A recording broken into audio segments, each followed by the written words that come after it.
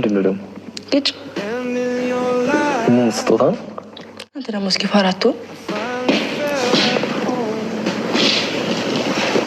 ይልሽ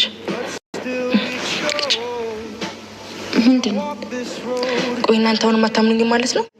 ኧረ እኔ አምንሻለሁ።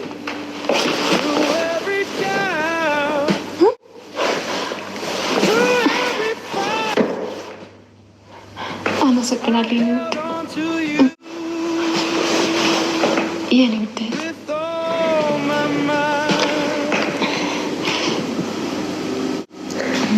ለእኔ ነው ያመጣሽው? ለአንቺ ወይም ሰጥሽ ነበር?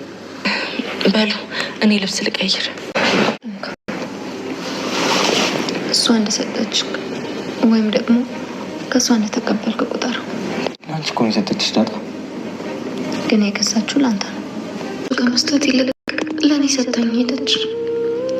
ኤቢ ናታንን ትወደዋለች እየወደደችው፣ ግን ለእኔ አስባ ያመጣችውን ስጦታ ከመስጠት ተቆጠበች። አምላኬ ሆይ እኔ ራስ ወዳድ እየሆንኩ ነው እንዴ? ናታን ከዳጣና ከኤቢ ማን ነው የሚያምረው? ይኸውልሽ ሁለታችሁም ቆንጆ ናችሁ ያቸው። አይ አንድ ሰው ብቻ መረጥ፣ አንድ ሰው ብቻ፣ ሁለት አይቻልም። ይኸውልሽ ኤቢ ቁመቷ ኤቢ ሻለው። ኧረ በእናትህ ክፈት እንዴ! ደግሞ ማንን አስገብተህ ነው? በእናትሽ ውስጥ ግቢ ኤቢ። አይ አልገባም፣ እዚህ ነው የምሆነው።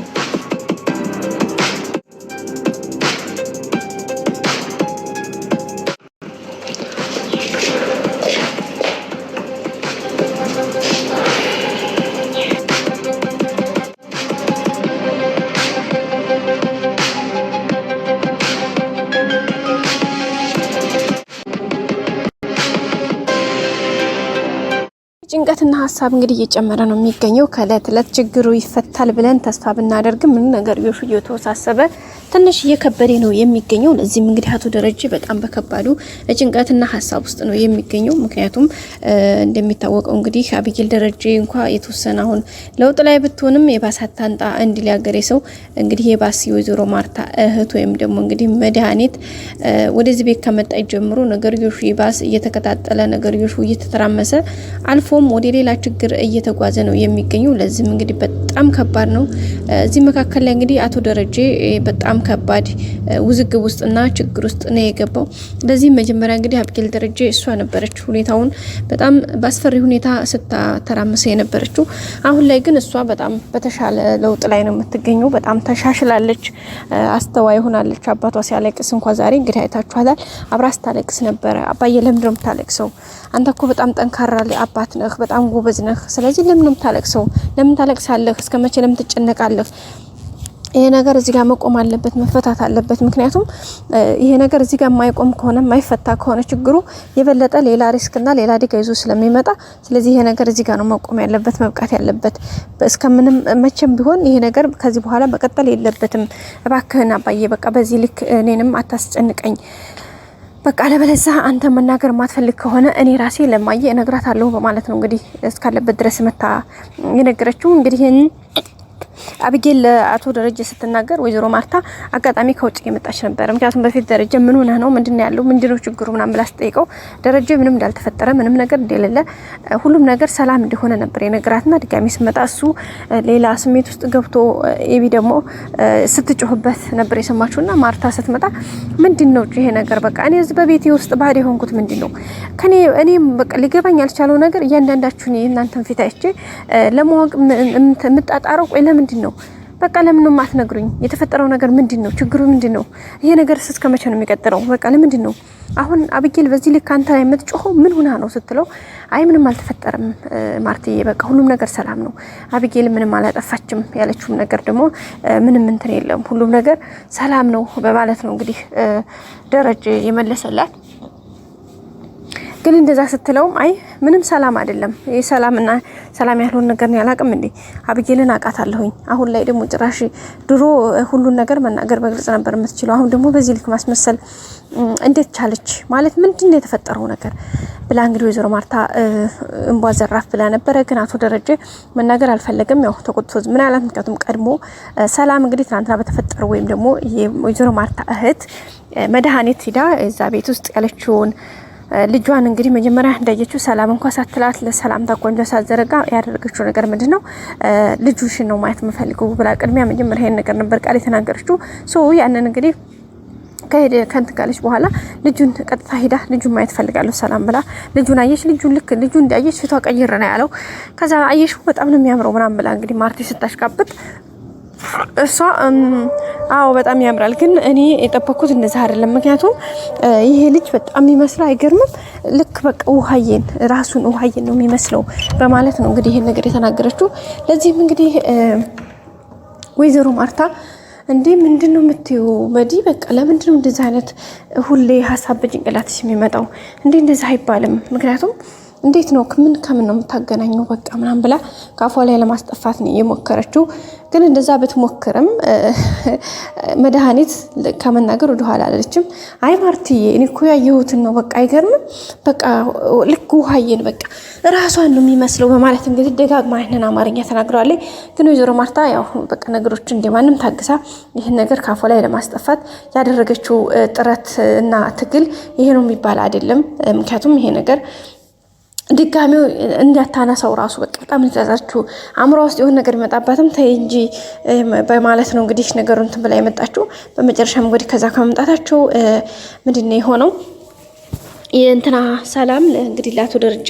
ደውላ እንደተናገረች ነው እሷ እንኳን እንደዛ አለች አይነት ነገር ብለዋለች ማለት ነው ከዛ እንግዲህ ደረጀ በጣም ተናዶ ስሜታዊ ሆኖ ማርታን በቃ እቺን እህትሽ ከዚህ ግድም ትሄድልኝ ምንድነው እያለች ያለችው እዚህ አሁን ለታ ዳጣን ነው አንድ ናቸው ብላለች ሁለተኛ ደግሞ ዛሬ እዛ ሰላም ጋር ሄዳ የሰላም ልጅ ይመሳሰላል ምን ማለት ነው ብሎ እንግዲህ በጣም ተቆጥቶ ስሜታዊ ሆኖ ነበርና ወይዘሮ ማርታ እንዴ ምንድነው ማለት ምንድነው አሁን ይሄ ይመሳሰላሉ ስላለች ነው እንዴ እንደዚህ ያስቆጣ ሲቀጥል ደግሞ ይመሳሰላሉ ስላለች ነው ከዚህ ቤት እንድትወጣ የምትገደደው ለምን ትወጣለች ምንድነው ይሄ ነገር ማለት ምንድነው አንተን ይሄን ያስደነገጠህ ነገር ምንድነው ወይም ደግሞ ያሳሰበህ ሲጀመር ሲቀጥል ደግሞ ሰላምስ ይሄን ላንተ መናገር ምን አስፈላጊ ሆኖ ከተገኘ ለኔ ዘዋት ነግረኝም እንዴ ምክንያቱም እኔ አዎ ልክ ናት ማለት ልክ አይደለችም መድኃኒት የተናገረችው ነገር ልክ እንዳልሆነ ምን ይምረዳለሁ ግን ደግሞ በዚህ ልክ እሷ ላንተ ደውላ መናገር የለባትም አስፈላጊ ከሆነ ለምን ነው አልነገረችኝም ዘው ፊት ለፊት ምንድነው እንደዛ አይነት ነገር ይሄን እንደዚህ በጎን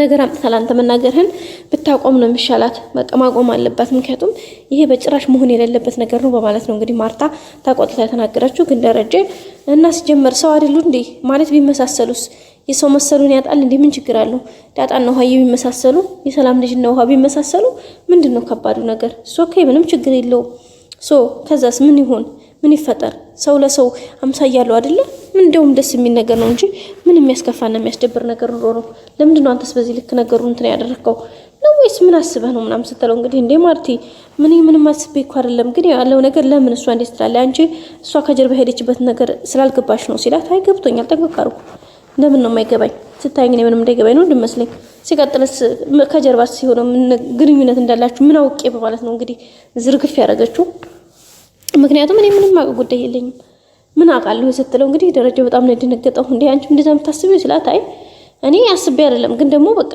ቢሆንስ ምን ይታወቃል በማለት ነው እንግዲህ ሐሳቧን ገልጻ ቀጥታ የተመለሰችው ይሄን ስታደርግ እንግዲህ አቶ ደረጀ በጣም ነው የተናደደው በቃ ከሚባለው በላይ ማለት ነው በጣም ነው ማለት በጣም ስሜቱ በጣም ተጎዳ ምክንያቱም ማርታ ያለክቻለው ነገር ልክ ናት ግን ደግሞ ይሄን ነገር እንዴት አድርጎ ምን ማለት እንዳለበት በጣም ከባድ ነው ቃላትም ምንም አይነት ነገር መሰንዘር አይችልምና በቃ ውስጡ ስብር ነው ያለው ተናደደ በቃ ማለት በጣም ከፋው ምናምን ግን ያው እንግዲህ ያለው አማራጭ ማልቀስ ነው ሲያለቅስ እና ከዛ አብጌል መጣ እንግዲህ እሷ ስመጣ ባውን ጠረጋ አድርጎ ፈገግ ለማለት ሲሞክር በቃ አትሳቃባይ አሁን እያለቀስከ ነበር እንዴት ስታለቅስ ነው የቆየው ግን እኔ ስመጣ ለምን ትስቃለህ በቃ እውነታውን መናገር አለብህ እውነታውን ማትናገር ከሆነ ሌላ ሴራ ነግራታለሁ እያለች ነው የምትገኘው እንግዲህ ደረጀም አሁን ላይ በጣም ግራ ተጋብቷል ልጅቷም እንግዲህ እንደውም ቆጥራ ቀኑን ሁሉ በሚገርም ሁኔታ ማርታ ከዚህ ወደ ዱባይ እንደሄደችበትን በዛው እኔ ጋር የመጣሽበት ቀን ይሄ ነበረ። ስለዚህ